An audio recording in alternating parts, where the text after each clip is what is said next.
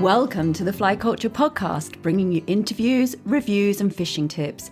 Here's your host, Pete Tigers. I first spoke to Mark Leggett sometime in 2007 or so when he was setting up Alternative Tackle. He was way ahead of the curve as he was looking at a way to bring artisan craft makers together under an umbrella to promote and help sell their work.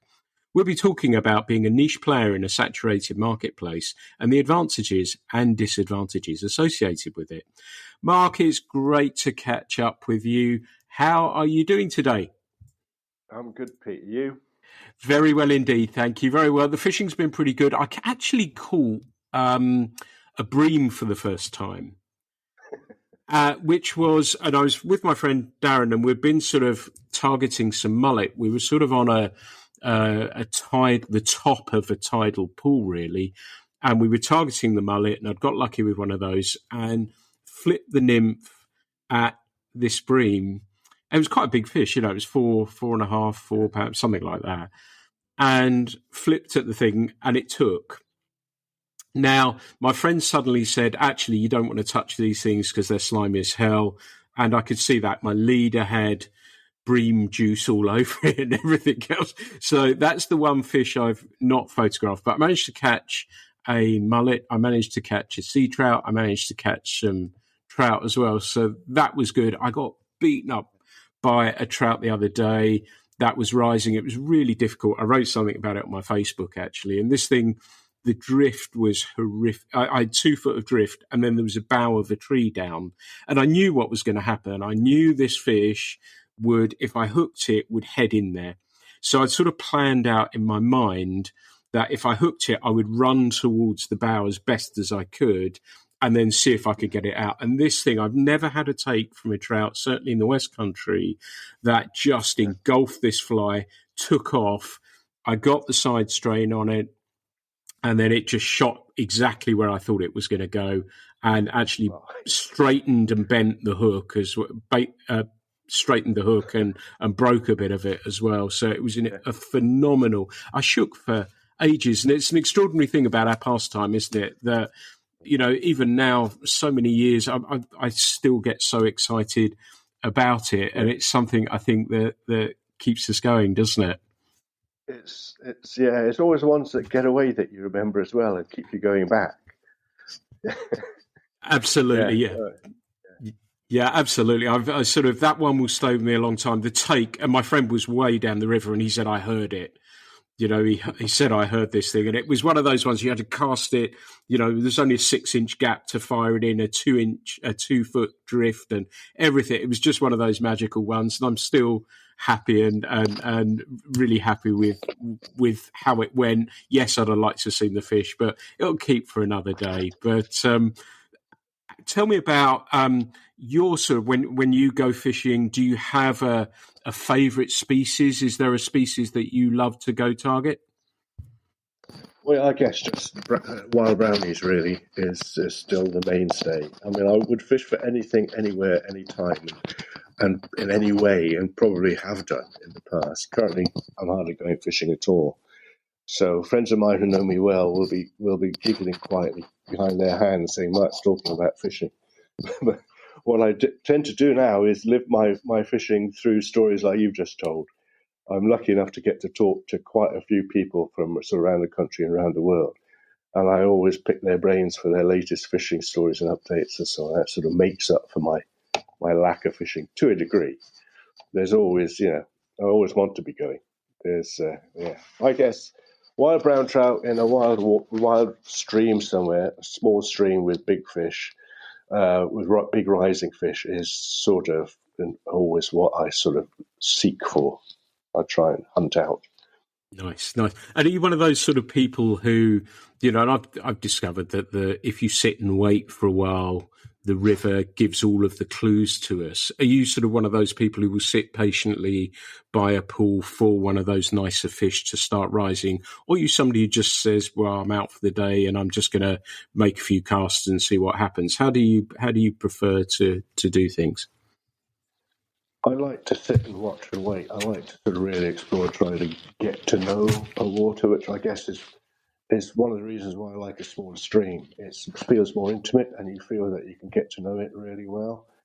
So I will sit and I'll watch and I'll look for the better fish. I've become sort of a purist, sort of a dry fly purist, not consciously, but I found myself sitting there, and if I can see a fish and it's feeding on nymphs, and I think I'm going to have to put a bead head on or something, I'll probably leave it and wait to see if there's a rising fish a bit further upstream or something. So, yeah, I guess I have become a sort of a purist accidentally, really. This, of course, is if I ever do get to go fishing. But that's what I will look for. Yeah, nice. I don't know if purist is and I guess that's an old sort of almost chalk streamy sort of term, isn't it? That we only want to look for that rising fish. But I wonder if it's an age thing as well, that you don't feel like you need to catch every fish that's in the river, so you select the one that you would probably prefer to try and catch. Do you think there's an element of that? I think so. I think it comes with experience. There's the classic phases that we go through, isn't there? You want to catch as many fish as possible. You want to catch the biggest fish, but then there you start looking for, I guess, the most challenging fish. That story you told at the start about that one particular type, you knew it was going to be difficult. You knew you were going to probably get busted and everything else, but that's the one that you will remember, and that's the one that you went for. I think after a certain period of time, you get to that stage. I don't know if there's a stage after that, but I think that you get a purist. Yeah, it is an old-fashioned word, I guess.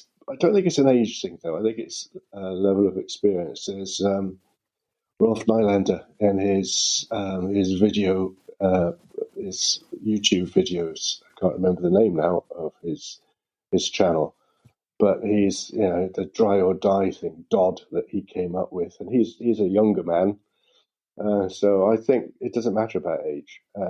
So probably purist isn't the right word. You probably have to say something like dry or die now, or something. But it's still there. Some things don't change; they just get renamed and sort of retagged and reinvented, and that's great. That's good because it sort of gets freshened up, and people bring different viewpoints to it, which is great.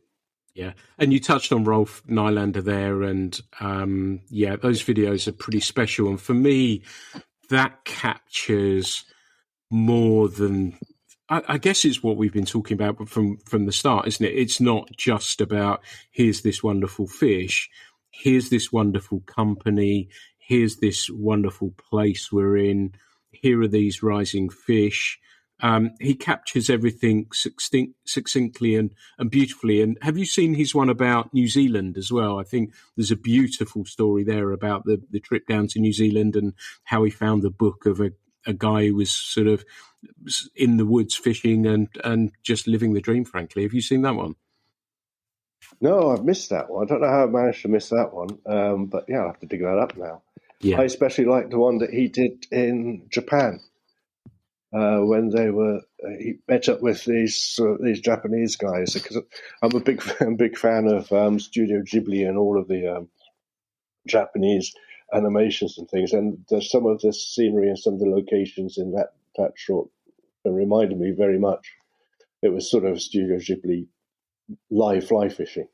He captures really different aspects of all the different places he goes to. Yeah, I think it's about. I guess I think of it that it's about capturing the essence of something. I guess that's why they use the word purist. It's looking for the sort of essence or the spirit or the truth or whatever it is that you want to call it.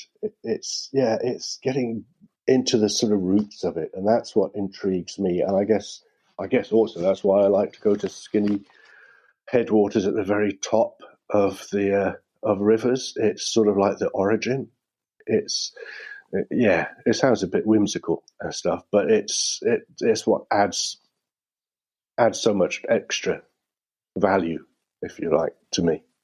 I think that's beautifully put, and the essence I like very, very much. I'm probably going to steal that as well and use that myself, because I think that's exactly right. Can I use that for a fly rod name, do you think? Oh, the essence. Would it be a good name for a fly rod? Definitely. Definitely. No, I like that. Talking of other films, actually, while we're talking about them, because there's so much, this is the wonderful thing, and I know we're going to touch on the internet and everything else, but that's the wonderful thing, that we can, as you say, live vicariously through these videos. And the other one I like is Chase and Amy Barty as well, and their films about their camper van trips. And they've done, certainly that I've seen, Montana. I think they did in the somewhere for brook trout as well. Have you come across those videos? I've seen them, but I've not watched them. I think I've recently subscribed, but not actually caught up with the actual videos. But yeah, there's so much available now for that, and with so many different viewpoints and different locations geographically, and yeah, there's such a wide variety. It's great. It's a wonderful thing, really. Yeah. Do you think the fishing world's got smaller then as a result of that? I think it's a good question. I think maybe we've got like multiple little niches of like-minded people, because you and I will tend to look for certain things, and someone else. I mean, I know a lot of the guys who do urban fishing here in the UK around the cities and so on, and they will tend to seek out something else, and it's all available. So it's a sort of, I guess it's a double-edged sword, isn't it? But it's, at least it's accessible, and people can find what they're looking for so much easier now. Yeah. And like I say, it is a double-edged sword. It can lead to all sorts of other social media and the problems that it can cause. But it's also, if you use it wisely, which for people of my age, and I won't mention anything about your age, Pete, but people of my age certainly, we have to teach ourselves how to manage it. Yeah, absolutely. But then that's a whole different subject. But yeah, I don't know whether it's made it smaller, to answer your question. I think there's probably multiple small groups, which makes it overall bigger, but an actual experience sort of smaller from an individual point of view. Yeah. Does that make sense? It does, perfect sense. Waffling now. Perhaps we are just a hive, and all of these things come in to make that hive. Where do you feel you fit into that hive from a fishing perspective? Are you the sort of person who likes to, when you get to go fishing, do you like to fish alone? Is it one of those things that you like to be out on the water alone, or do you prefer company, or is it a mixture of the two? I guess it's a mixture. If I know a water really well, and I've become familiar with it, I quite like to go on my own often. But I guess most of my time when I was fishing regularly, I would be with a good friend of mine, I called John Mackay, and we'd fish and explore together. We both knew the water well, and it worked better fishing with company. We were overall more successful. But both, I guess. Sometimes it's nice to escape and have time on your own, but I get most of the time I like the community. I think it's great. It enhances things so much. You get to share, swap ideas, and so on, and fight over which rod is best and whatever else. I bet you have a nice problem on that front, and you probably have plenty to choose from, don't you, from that point of view? Well, strangely, I've got a whole load of rods at the moment in the alternative tackle warehouse, which is a small cellar I've got over there. But I don't really get to use them because they're not mine. So yeah, it's an odd thing. I mean, I guess, again, talking about fishing vicariously, I'm a tackle owner in the same way. I wouldn't be able to afford any of this stuff myself, but I get to handle it and find good homes for it and everything else. And so that also fulfills a need, which otherwise wouldn't be fulfilled. Yeah, so you're a curator of it. Yeah, that's another good word. I like that. That's another good name for a rod. Yeah. So I'm getting a really nice, I'm getting a really nice sense of you as an angler. And I was going to ask, one of the questions was going to be dry or nymph, but we know the answer to that. So you're heading out. Let's say you're out on the day on your own. Is it a bamboo rod? Is it a fiberglass rod? Is it a graphite rod? What is the one that you will pick up and go fishing with? What would you choose? I guess practically I would think about the water I was going to. A larger stream with more open and perhaps slightly more exposed. I'd probably go for a longer rod, which would mean graphite. If it was overgrown stream, maybe, which would mean sort of more sort of road casting and I don't know, presentation type casts and so on. But I don't know, mid-length rod then, between say 7.5 foot and 8.5 foot, something like that. I'd probably go for glass. And for a small stream, a short rod, 6 to 7 foot, it would be bamboo. That would be the theory. In practice, what would probably happen is I would stand there and gaze at all these different rods, and just pick one up on sort of on whimsy and instinct. Just say, "Oh, I just want to use this one today." I think that's one of those lovely things. I found myself that instead of saying, "Right, I'm fishing this sort of water," I just say, "Oh, I'm going to fish the bamboo rod." And I caught a fish the other day, and somebody, Jay Lee, actually, who's been on the podcast, said to me, "Oh, what rod did you use?" And I know he was thinking I'd say a bamboo rod, and I actually was fishing one of Luke Bannister's graphite rods that he built for me on a CTS blank, and I was using that, and it was just like, "Oh, I fancy using this," because I'd fished bamboo for so long that I thought, oh, it's, it would be really nice to pick up one of these and have a go with that. So I fished with that again, thought, oh, that was actually really good fun. So I'm sort of kind of with you in that. It's nice to say I don't feel constrained by the water in the same way that I was, that where it's a bigger water, I've got to, and, where I do a lot of my fishing is medium, I would say medium size, small, bigger river, I guess. But I'll fish I've been fishing a 7'9" there, and the way that I fish, that I feel I can get relatively close to the fish. So I want drift to be paramount. And if I get closer, I think then that's not going to be such a big issue for me. If I'm close, I can manage that. Some of the shots are under low hanging branches, like I said at the beginning.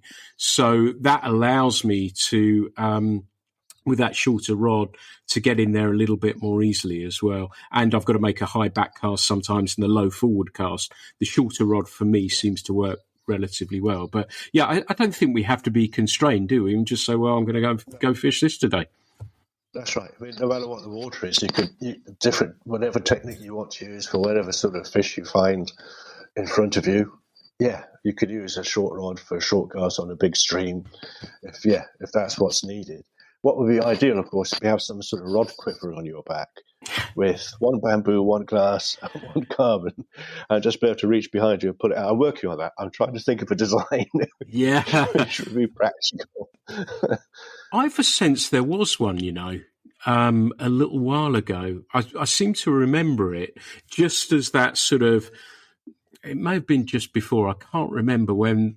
I know there's some that sort of fit like a holster, isn't there, that you can fit a spare rod on, but I'm sure there was something called it probably was called a rod quiver. I'm going to look that up after we've spoken, but I think somebody had something, but there must be something. There is. There must be. There is a rod quiver. I think I've read in the US, but it's sort of transport, but I think you can sling it to your back. But I'm thinking sort of like, quick draw. Just an arrow out. Right. Yeah. No, I mean, on not that. Not going to happen. No.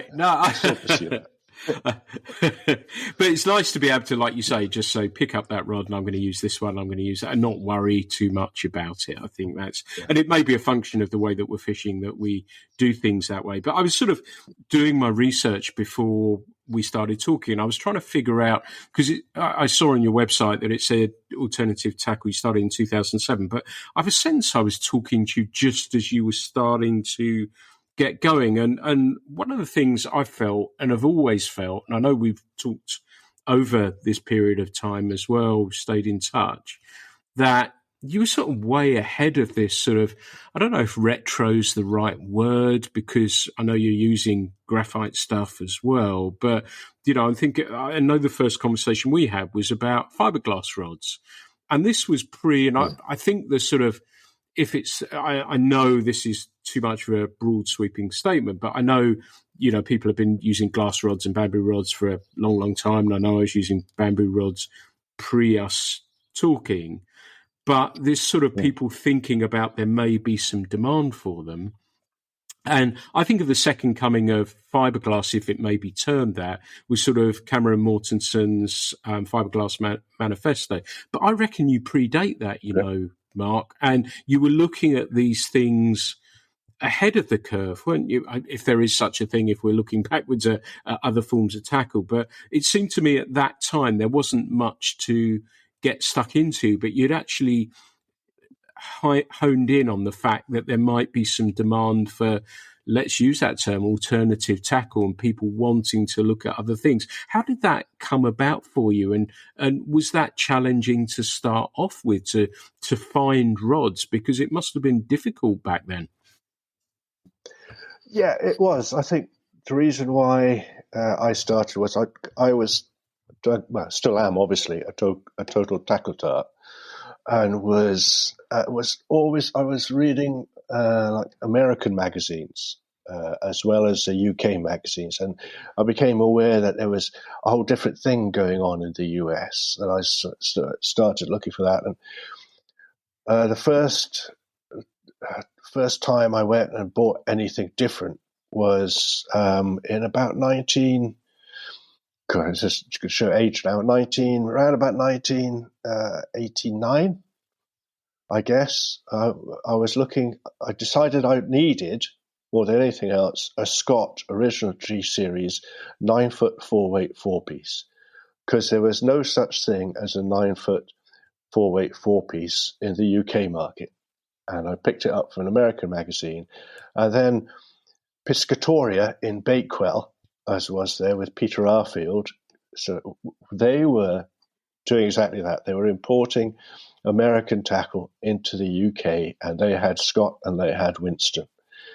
So I was in Lincolnshire, and I drove over to Derbyshire, and Peter Arfield let me have a go with a 9-foot 4-weight 4-piece Scott, and I liked it. And then he said, well, while you're here, why don't you try this? And gave me an 8-foot 2-weight 4-piece Winston Tom Morgan special. And that's the one I walked out the shop with. Got home, sold all my other tackle because I had 2 young kids at the time, fairly recently married, and my guilt gland kicked in. I must have sounded really guilty because my mother-in-law gave me money towards it. But that was the start of it all. And I was talking to people apart from Piscator. I started to seek out other stuff elsewhere, and people started in the US. Sage started to come in, and so on, and mainstream tackle shops started to begin to sell things like able reels and so on. And I would phone up and inquire and ask questions, and discover that I knew more about all this stuff than the guys I was speaking to. And then, so that sort of predates the internet. And then as the internet kicked off and eBay started, I was forever trawling around looking for another Winston or another Morgan or another Scott or whatever. And I was getting frustrated by how difficult it was to sort of find the stuff. And I thought, well, if I'm finding it difficult, there's bound to be other people out there like me who are interested in this as well. And I had a friend who was already running an e-commerce website and actually selling sort of American sporting stuff with a couple of his partners. I had it all set up and running. And he said, well, I can set you up with a page, a website, and see if it works. So that was the idea, basically, to help make this stuff I was finding it difficult to find accessible for other geeks like me. And that's round about the time that we met. It took a while to set up. And that's when it started. Since then, whole loads have happened. It keeps recycling and being reborn every so many years. and it's in a constant state of sort of rebirth and restarting, and that's where we're at still now. But a lot has changed in the meantime. We've learned a lot, and it's like you said before, it's all very organic, and that's the way it needs to be, and that's the way it is, and it's sort of morphed now into what I hope will be what is a real collective of like-minded individuals. That's not just the makers, the rod makers, the reel makers, the tackle makers. It also includes the customers, because if you come and buy something from Alternative Tackle, you're automatically, by definition, supporting the rest of the collective. So it's got to be an inclusive thing. That's very important to me and to the rest of the collective. I could keep going on in infinite detail for ages, but that's the essence of it. As for fiberglass and stuff, that's sort of a coincidental. Cameron Mortensen kicked up around about the same time. Mike McFarland and Stephan Brothers were started up round about the same time, or been going a little bit maybe by then. And as soon as I started talking to people started to say, "Have you heard about this? Have you seen this?" And so if I hadn't found it myself, someone else would point me in a direction and I'd pursue it. And I would just ask the question. I would explain what I was trying to do to the suppliers. And quite a lot of them were saying, "No, we're not interested. We want you to have a bricks and mortar shop and, buy stock and everything else." And that would obviously be problematic for me. It was entirely online, and I didn't have basically any capital to invest, so I relied on people buying into the concept, if you like. And to my surprise, a fair number did. I guess one of the first was Kerry Berkheimer in the US, and then Lean Houseman in the Netherlands, the LH Design, the reel and rod maker. And they sort of signed up, and so I had something to pick up and run with. Yeah. And it's sort of grown. Some people have come and gone, sadly. Tom Moran and a couple of others. And it's been quite a long time now, so 15 years this year, to my surprise. But and so much has happened in between. I could go on probably for another 15 years and tell you all the different stories of heart attacks and partners and so on. But just at the moment, it's in a really good place. We've got some good financial support. We've got a new website now. I'm still working on getting the bits and bolts and nuts and bolts of that sorted out. But as a community, it's really growing and going in that direction really nicely now, which takes the pressure off me a bit, which is great, and means that it's sort of developing a life of its own and is less reliant just on me, which is also really good. I'm really pleased about all of that. Brilliant. That's wonderful to hear. And it's fascinating that you talk about, the Scott rods. And I remember obviously with Peter Arfield, and then you talked about the Winston. And, I think about Thomas and Thomas, and I think I've touched on those. And it seems as though I can never figure out why, because they're all great rods, all of them. And these days it's incredibly difficult to buy a bad one. But I don't know how they view you might know this, and, how they view the UK market in the sense of, is it not big enough to warrant the interest? I don't know. But that's something that sort of I thought about a little bit. And I think about Winston, for example, because that's sort of kind of, if we think of American rods in the UK, generally it will be Sage, and then it will be Scott, I guess, and obviously Loomis have been around. But Winston with the antithesis of that, with deeper loading blanks. So that sort of played into, I guess, your hands of what you were thinking about. But I'm thinking it was Peter you could get them from, or Foxons in in Wales as well was the only places really you could get hold of a Winston. How do you perceive that? Had you had those sorts of conversations with companies like Winston who just didn't feel the UK market was of interest or importance or hard to break? How did you view that? Well, if I refer back to Scott, I was trying for a while to become a Scott distributor or dealer, because they were one of my first, as I say, one of the first manufacturers that sort of tempted me down this route. And I loved their product. And they were obscure and they were hard to find. But they were wanting traditional bricks and mortar shop and buying in stock and so on, which I wasn't in a position to do. So it wasn't so much the UK market, more me individually as a purely online niche, obscure, slightly crazy Englishman that I think they had the problems with. But then when they got Fly Fishing Europe in Norway to be their main distributor for all of Europe, then that was it. That was fine. They were happy with that, and they sort of, I think they viewed the UK as just part of Europe, and it was all one market. And I mean, to be fair, Fly Fishing Europe have done a really good job. Scott rods are available widely now, and they're no longer the obscure and quite so alternative product that they were.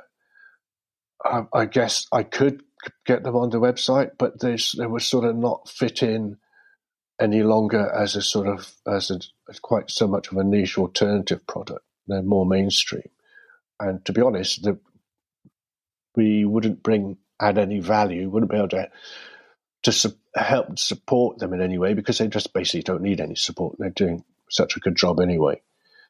Winston slightly different in that they still remain a sort of slightly obscure brand in the UK, although they are available.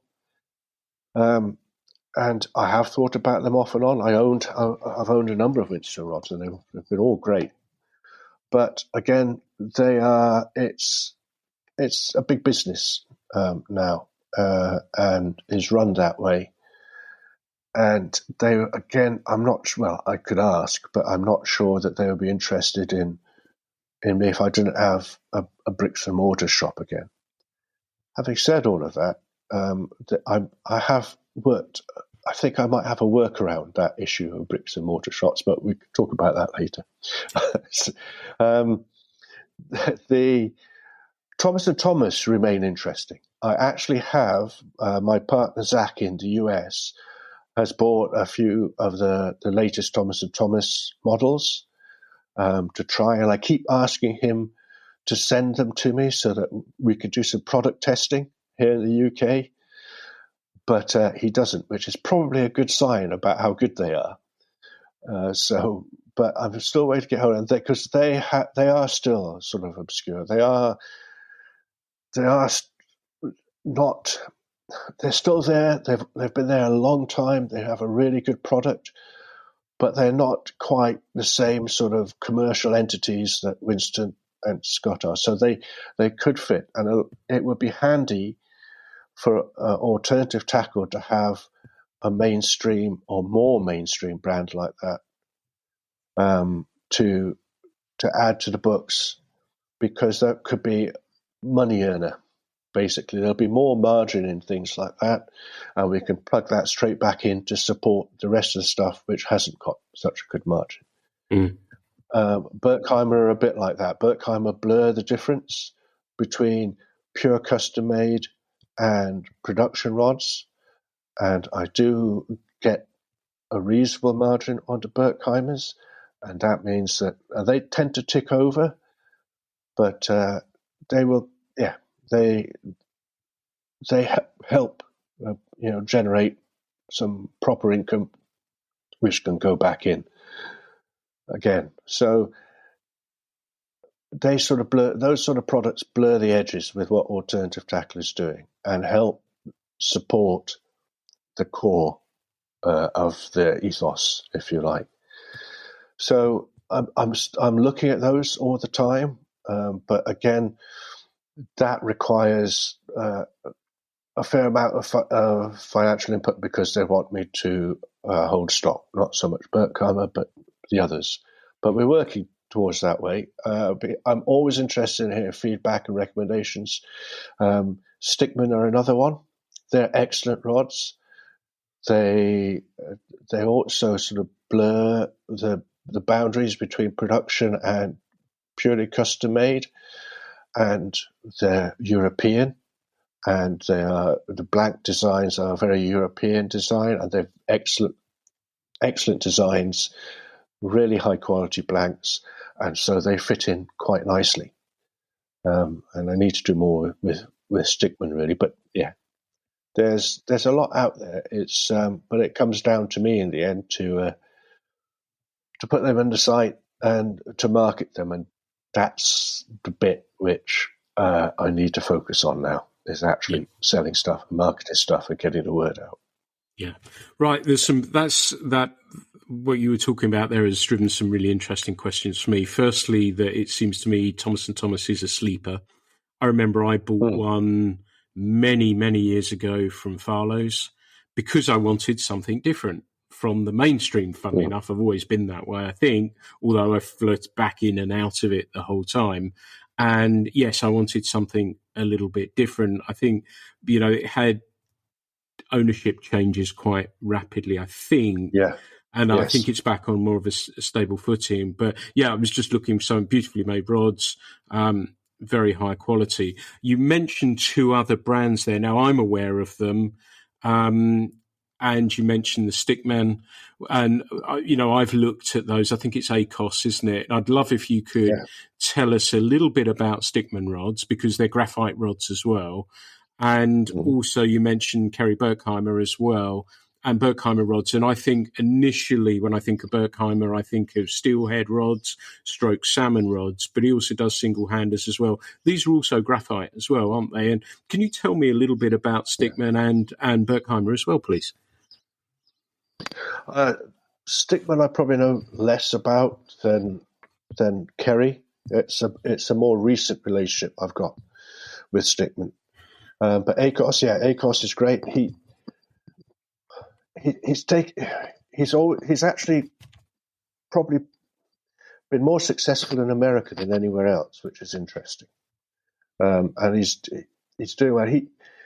I'm not sure exactly what his background is, but he gets his blanks made for him in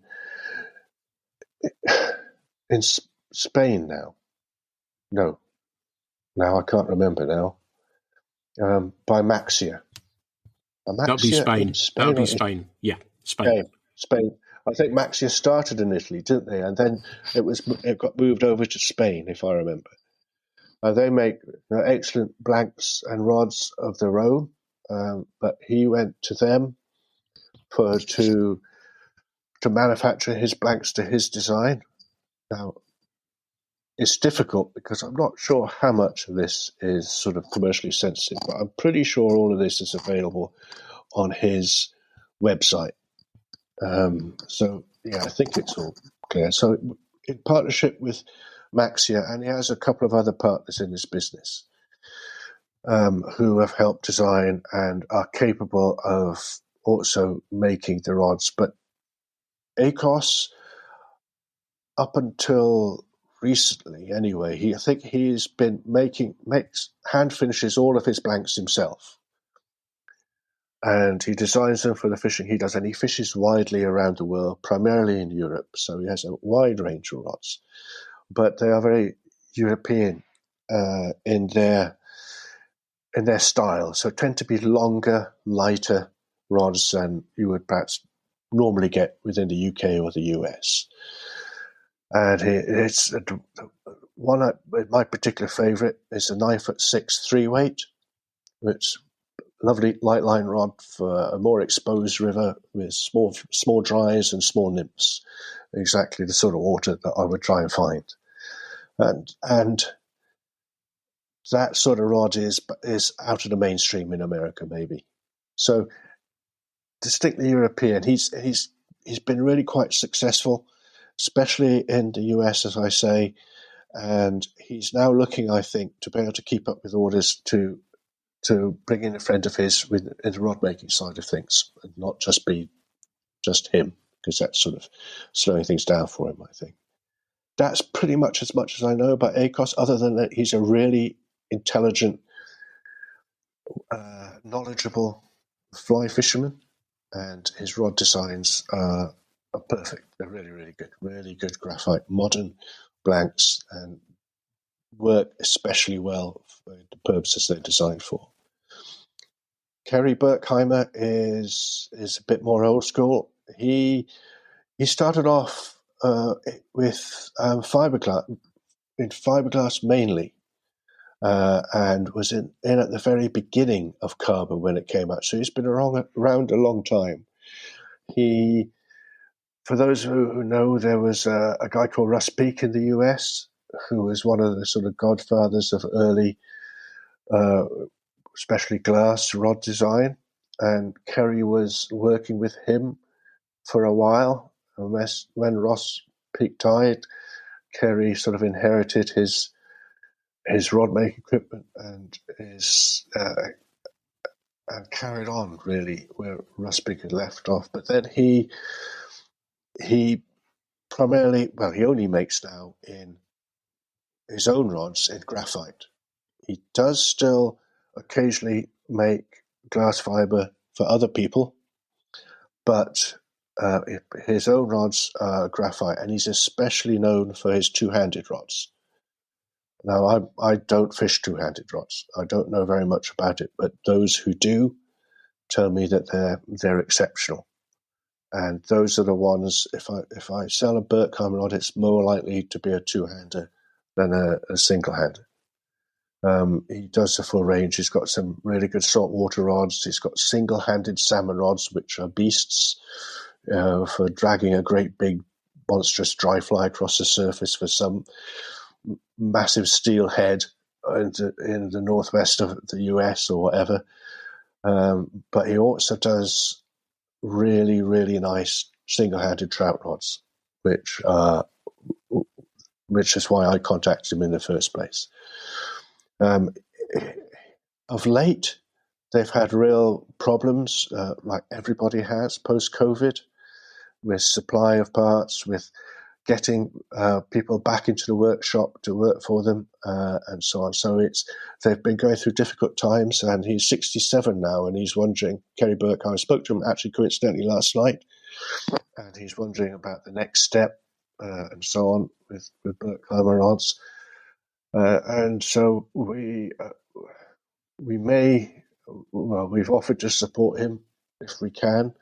I've left that with him. As I say, if there's anything we could do to help overcome the current obstacles, then we'll do that. But it's difficult sometimes to offer help and support, because I don't want to insult people, basically, because people are perfectly capable of surviving and getting on very well, thank you very much, without alternative tackle. I just would like to, if we can help, I'd like to make sure that we do. So, yeah. Kerry's rods, brilliant. The trout rods come in standard, which are sort of, I guess you'd say, a bit more sort of American. Kerry doesn't like to use fast or slow, so I guess you'd say more of a tip action rod.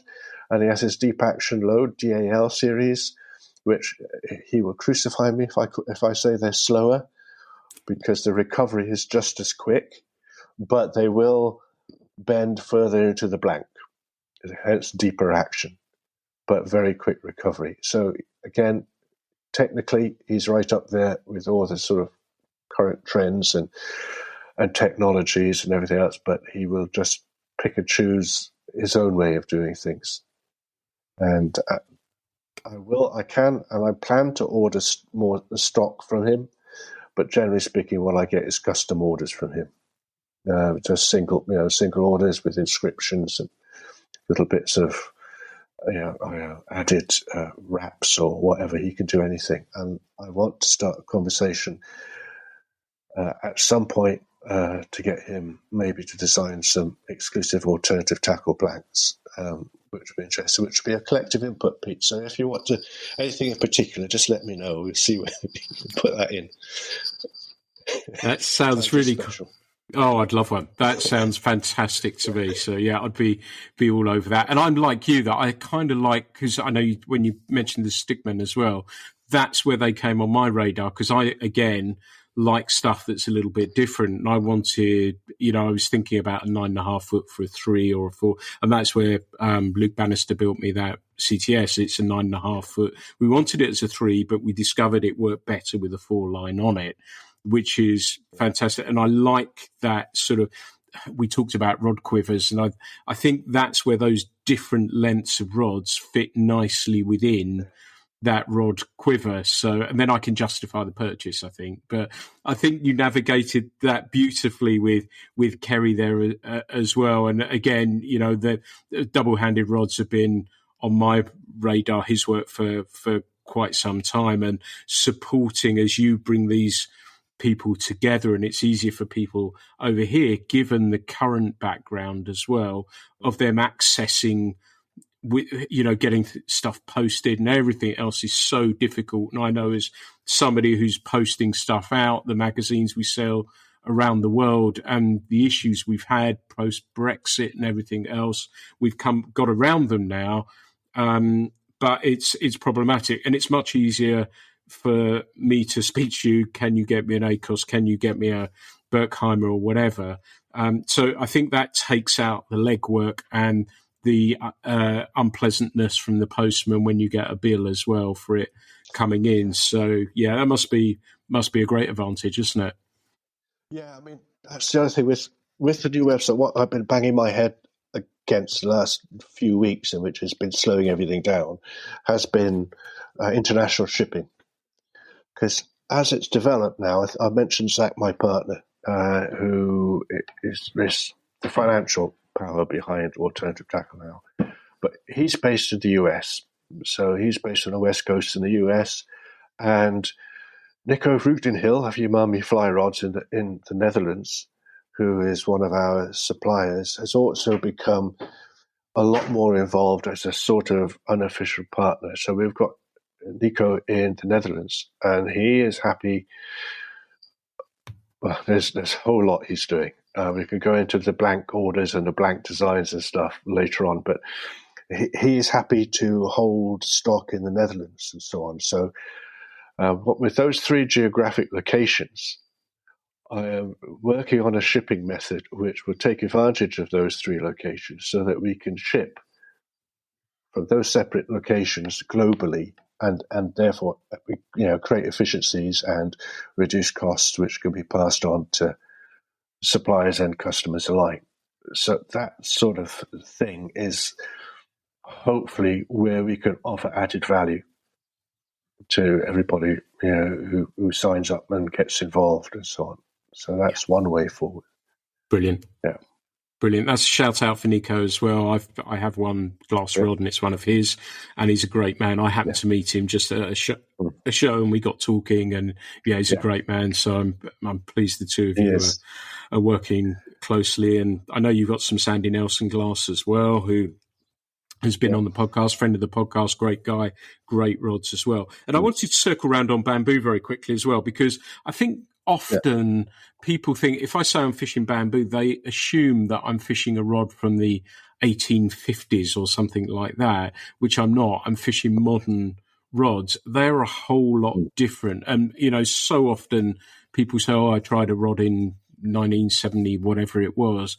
But these are so different, aren't they? And the tapers, and people are coming up with new tapers that make the movement from graphite to bamboo, if you're looking to experience that, a whole lot more gentle and easier to navigate. And so, what would you say on that about bamboo rods? Because obviously you're involved with those as well. Yeah, I mean, you mentioned Luke. Luke, in my mind, I have little nicknames for each of my suppliers, and Luke, in my mind, is Taper Guy. He's an excellent rod designer. He understands his tapers. That comes from his bamboo background. But he applies it to glass and he applies it to graphite. And you mentioned his graphite rods. The CTS blanks he's commissioned are brilliant. The glass blank that he commissioned as well is also superb. A 7'4" weight is great. It's sort of fairly unique. Luke tends to, because he's also a caster and everything else. He's basically does everything really well. And so they tend to be, his glass rods, for example, tend to be a bit quicker than the standard glass, but really useful and different part of the glass sort of collection of blanks, if that makes sense. But his bamboo rods is where he started and what he's known for, particularly his super fast taper.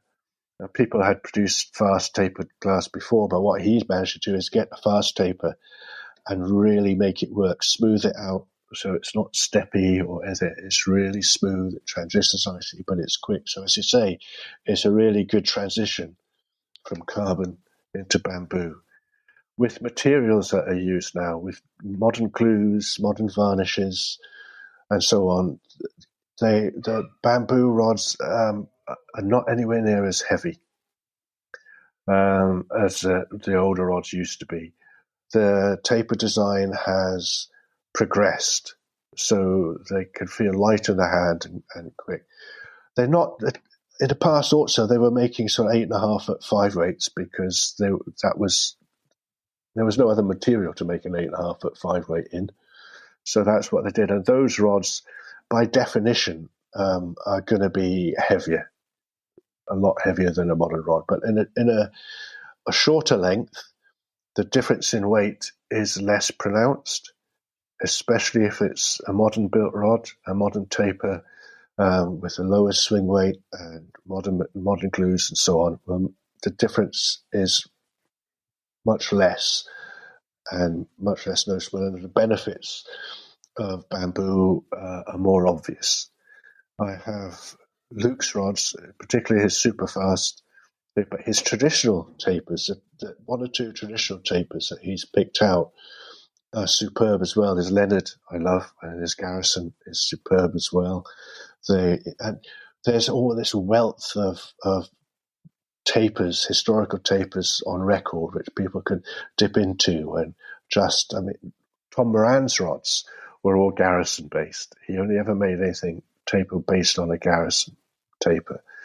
And so people can pick and choose where they want to start, what taper, and then they can play with them a bit and so on. So there's an awful lot of work and man hours, but there's a wealth of sources that you can tap into and pick up and run with. Luke's very, very good at that. There are others. I also have Eden Kane, or Bernard Ramanauskas, who is he's a very hard man to find, and he does things differently and in his own way. But his rods they're all hollow built and nodeless, so technically they are different. They feel lighter. They're really nice. The finish is superb. Fittings are superb. They're more expensive and hard to find, but they are, again, distinctive. So if you're looking for an Eden Kane rod, you probably won't be looking for a Gladstone, which is more traditional, or a Luke Bannister, which is different tapers. So I like to keep each of the suppliers sort of distinct, so there's no, or minimize the direct competition, if you like, between them. Callum Gladstone is the other bamboo supplier I have, and he worked with he's from ex-Hardy's. He worked with Tom Moran, and Tom Moran left him the Moran Rod Company name, which and before Tom died, he said that he wouldn't remotely have considered leaving it to anybody else ever, because Callum's work is It's perhaps more traditional, very English, but immaculate, basically. Just like the best for finish and quality and so on. He'll also make up on some glass blanks and maybe some carbon blanks. But that's an ongoing conversation I have with him. So bamboo, it's modern bamboo, definitely has a place. It is something completely different, and there's a whole load of variety out there. You can do. There's still, the diehards out there who would quite happily cast an 8.5 foot 6-weight bamboo rod and so on, which is fine. I personally would probably stop at around about 7 foot, maybe 7.5. I'm waiting for Luke to send back a 6 foot 3-weight superfast. Nice. Which he's repairing for me, Nice. which was one of my favourite. And if I ask him, he'll hollow build and do it nodeless as well. Wow! There's just a whole load of possibilities. Out there. Absolutely. Well, I'm thrilled you mentioned. Definitely. I'm thrilled you mentioned Eden Cane, because I'm lucky enough to have one. I bought one years and years ago. I fish with it, and it fits in perfectly. And I did a podcast actually with Luke on the river, and he's got a new taper, and I got him to build me a 7'9" 4-weight in a 3-piece. Yeah. And it's just a little softer than the Superfast. I have the Superfast. I'm very fortunate that I have that, which I fish with. I fish with them all, and that comes back to what we were saying. They all, even within this, they have a place. And I know we were talking off mic, and I said I was fishing the graphite rod just the other day because somebody asked me about it, Jay Lee. He said, "What do you catch fish on?" And I think he thought I would mention the bamboo rod, and I fished the graphite one because I'd just been exclusively fishing the bamboo rod. And it's kind of nice within that, and they're so usable. This is the thing about them. And when lockdown 1 finished, first rod I took down to the river was the Eden Cane, and I caught a nice big trout on it, and they're just really easy to fish with. And that's I think there is a distinct, like you say, and people get it. I've got a Sharps 88 somewhere or other. I did have it on the wall because I didn't fish it, but I get people want to fish those as well. But I like the modern ones; they're so eminently usable. And do you think with this, the world that we look as though we're entering, that things may get a little tougher? That in sense that people may well look, if they're going to make a purchase, they'll make a purchase like that rather than upgrade an existing rod in an existing rod range. Do you think that may be something that may happen? I think so. It's a whole sort of, I don't know, it taps into e-commerce and the internet and everything else. So I think what we've always been trying to do is take advantage of that. Basically offer more and more choice because there's so many options out there. I guess I sort of equate it to modern music. My son's into modern music. He was a while DJing and everything else, had his own SoundCloud bits and pieces like that. But what fascinates me is, for example, my youngest daughter, who's only 27, I think. She sees this, she'll shoot me now for getting her age wrong. But her playlist looks like my record collection from 1977. There's so much out there musically that you can tap into. There's no longer a sort of distinctive sort of trend as such. People tap into all sorts of different sources and can access them. That means that the big mega bands from years back making all of the money and cornering the market pretty much, those days are sort of gone. So there's not so much money in it for individuals, but a whole lot more people the creative people could put their music out there and it'll be heard. They won't get massive recording contracts probably, but there's just a whole lot more available and everybody gets a smaller share. And to me, that's, I think, how the future for alternative tackle will be that we'll be able to put a whole lot of provide a lot more options and alternatives for people, but it won't generate perhaps a huge amount of money. But that's not a problem because it was never about the money. Just so long as it's self-sustaining and can support that community and that access to all the different stuff that's out there. Does that answer your question? Yeah, it makes perfect sense. Yeah, I think that's how it may happen with costs and shipping costs and everything else. Yeah. And I think people, when they make a decision, it will be more considered rather than a knee-jerk one.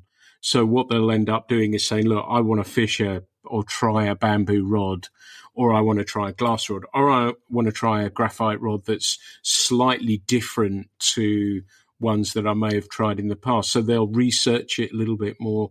They'll look a little bit, but that's how I think. There is obviously, I'm for the tackle industry as a whole, but I think, looking people, and I think probably the internet plays a part in that it allows us to spread our net a little bit more widely. But with the postage constraints and import duties and everything else, that becomes a little bit more problematic. And I think that's where you probably come in on this as well, that you can be the source for these and being able to find these things. But you mentioned earlier, Zach, who became a partner in the business. And, I remember, I think probably the last time I shook your hand was at the London Fly Fair, the last one. You had quite a big, impressive stand there.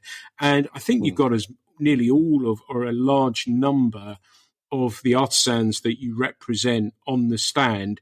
That must have been great fun, but also it must have been really nice for people at the show to actually meet yourself, understand what you're doing, and also for them to meet the person who produces the product they're going to buy. That must have been really useful for you, mustn't it?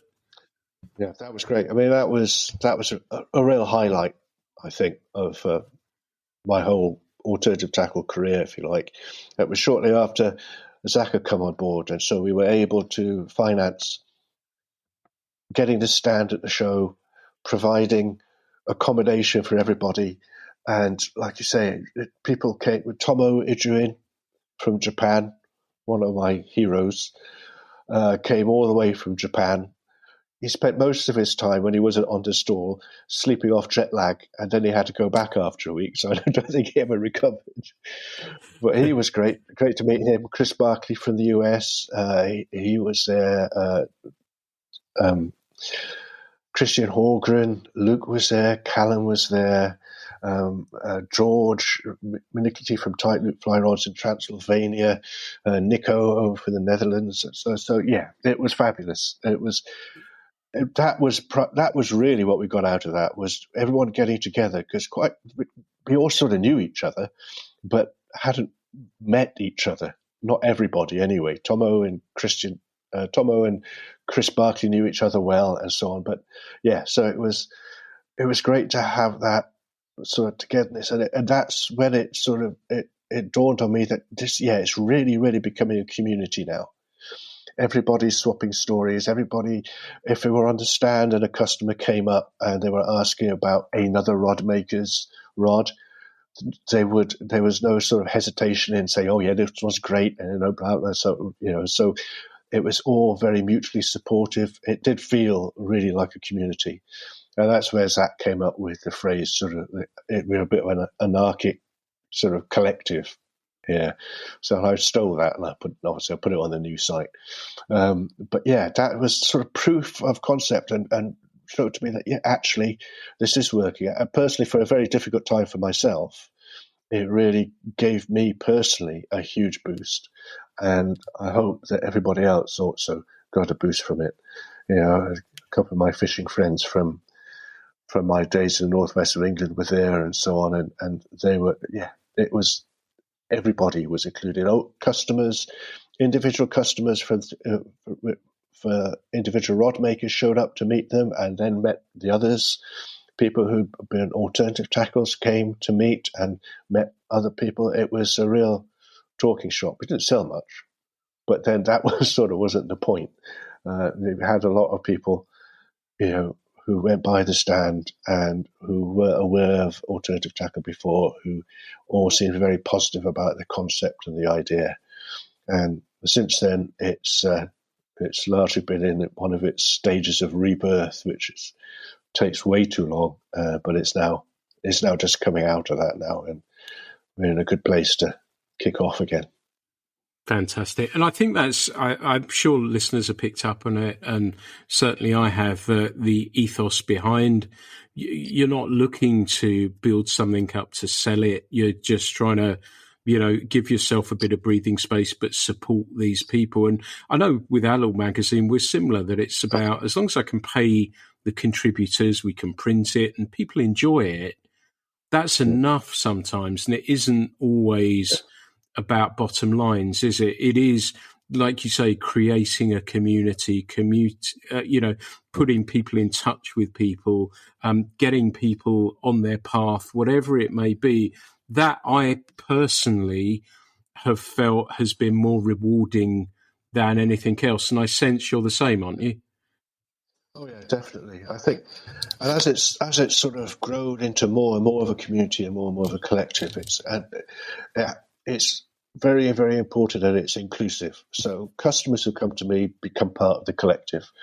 As soon as they purchase anything, by definition, they're supporting the makers, and therefore they're involved in the community. And I want to build and grow that as much as I possibly can. I want to be able to facilitate the communication, so on.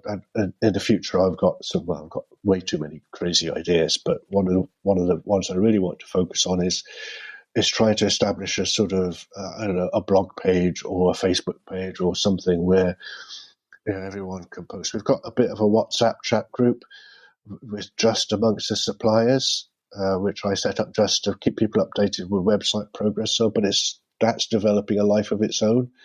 People, last night, George Malicki was posting pictures of brown trout from high altitude lakes in Transylvania and stuff, and kicked off a whole other. So if I can broaden that and make that sort of thing accessible to customers and interested parties as well, then I want to do that. Some people are more active and happier than others with that, but it's an option, and it'll hopefully, being inclusive, invite new people in and get new ideas, and send us all off down different rabbit holes to find different bits of tackle, and just generally chat. It'd be great. Nice. Some people, of course, will want to keep well out of it, like Bernard Romanauskas. He'll stay quietly tucked away, living his life until he's ready to pop his head out his hole. Yeah, he's a good man. I've had some conversation with him, and he's a fine man. Like you, I know one of the reasons he went off the radar, but I hope he's in really, really good shape. And so where do you see it? You've talked about those sorts of things. You've talked about the website and how that's looking, which I had a look, obviously, as part of my homework for doing this. What is the immediate plans? Are you looking to add people? Are you looking, what is the next sort of things that you guys are thinking about? Well, I'm hoping that within the next few days, I'll get this shipping thing sorted out so I can forget that. Then I need to focus on marketing and sales, which is not my forte. But try and make things look more visible, try and market stuff. Nico will help a lot with that because he's got salesmen in his bones. And try and find ways to I've got quite a lot of stock actually here, which has been here pretty much since the London show, and nobody knows about. So I need to get that out there, and so we can start things moving, start generating some income, start recycling it, and then we can start looking to add new products from existing makers and existing suppliers. We've got, although it's not on the website yet, we've got Boatfield, Beer Made as it was, fishing bags, and I hope to restart a conversation with Oliver there about things like rod quivers and other bits of tackle bags and stuff. And I have a list of people who I want to contact to sort of see if they would be interested in becoming part of the collective. We've got plenty of rods and rod makers, although there's always going to be room for more. We've got reel makers, but Alex Kaplan, for example, in the Ukraine, is obviously not in a good place. His home was in Kharkiv, and he stayed there for as long as he could, but he's now in the west of the Ukraine with his family. But I take all of this stuff really personally, way too personally, and it was distressing to hear about Alex and his situation. He's obviously not able to make reels at the moment, although we have a couple here available in stock, and there's a couple more coming, and I need to get those on the site to generate some sales with those and attention and focus on Alex. But he will, for example, design reels for us. So our idea is that we pay him for reel designs. He retains the ownership of that design, and we pay him commission. If he can't make them, and we could find someone else to make them for us, that's great too. And he will get a percentage of sales, all sales, and also the design still his, but it's an alternative tackle make-off reel. That sort of thing we can do and build that relationship going forward. We need more reels anyway. Leon Houseman, there's always stories behind all of these products. Leon Houseman he's sort of semi-retired now. He has his own personal issues and so on. He's still making stuff, but he's not making things to order anymore. He'll make what he wants to make and put it online and sell it. And we'll help him in whichever way we can to do that. But we need more reels. So if you have any ideas, please let me know. And if you've got any ideas for what the Megoff, Kaplan, and alternative tackle reel should look like, let me know, and see what we could do, and we could progress this sort of stuff. We need more stuff. We need more things like, I'm going to talk to Luke about his field leaders, and bits of tackle, little bits of obscure tackle, landing nets. I've got someone in mind to talk to about that, but it all depends on whether we can bring added value to the suppliers or not, and how they see it. So as soon as the shipping is organised and I start the sales going and populate the shop page more, then it's focusing on new relationships and existing relationships and how to grow that. That will keep me busy for a while. Fantastic. Sounds like all exciting stuff. We've chatted for well over an hour now, and I hope readers get a sense of what alternative tackle is all about. And it means a lot to me because I feel the same, that it's about collectives and helping people. And, this isn't a huge money-making operation. You're just trying to help spread the word and, yes, take a little bit along the way, of course. But I think that's really important in the world that we live in right now. So I hope listeners have got a sense of this and will go check out the stuff that Alternative Tackle offer. Mark, how do people find Alternative Tackle on the internet, on social media, all those sorts of things? How can people find you? We have a Facebook page, got an Instagram page. The website is at www.alternativetackle.com, and all the links to the social media are on there as well. Also, there's a newsletter to sign up for. It's been quiet until I've get this shipping thing sorted out, but I'm hoping that will become a much more active thing, and I get heads up for what's happening next through the newsletter. So sign up to that would be great. That's the best way to do it, through the website, probably. Fantastic. And I hope people will consider doing that. Mark, it's been lovely to catch up with you as always. You are one of the good people, and I hope Alternative Tackle continues to go from strength to strength. Thank you so much for being a guest on here. It's been great to speak to you. Thanks, Pete. It's been an honour and a privilege. You'll have to come and drag me out and actually take me fishing soon. Yeah, I may come up looking for you. Don't you worry about that. Everyone, this has been the Fly Culture podcast. Thank you so much for listening. As ever, there will be plenty more. There is no hidden extras in this. We just do it because I love talking to people about fly fishing. So I hope you'll consider subscribing if you're enjoying them. If you don't already, these come out every week and they continue to do so. And I try really, really hard to vary the content for you so that it doesn't seem to be the same. So hopefully you're still enjoying these 130, 100, whatever it is into them, but they've been great fun to do. And I hope you've enjoyed these as much as I have. But thanks so much for listening. The Fly Culture podcast is brought to you in association with Fly Culture, a quarterly print magazine. For more information, please visit flyculturemag.com. You can also find Fly Culture on Instagram, Facebook, and Twitter.